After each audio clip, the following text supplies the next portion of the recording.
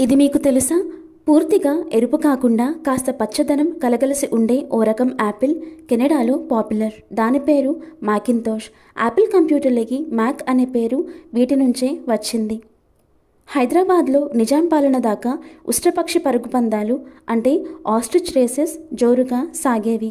ఇందుకోసం ప్రత్యేకంగా ఆస్ట్రేలియా నుంచి ఆ పక్షుల్ని తెప్పించేవారు.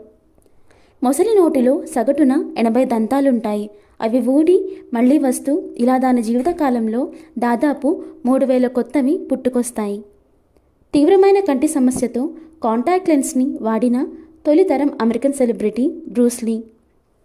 లిఫ్ట్లను ఉపయోగించుకున్న తొలి ప్రసిద్ధ నిర్మాణం ఈఫిల్ టవర్. 1889లో అందులో 5 లిఫ్ట్లను ఏర్పాటు చేస్తే వాటిలో 2 ఇప్పటికీ ఉపయోగంలో ఉన్నాయి.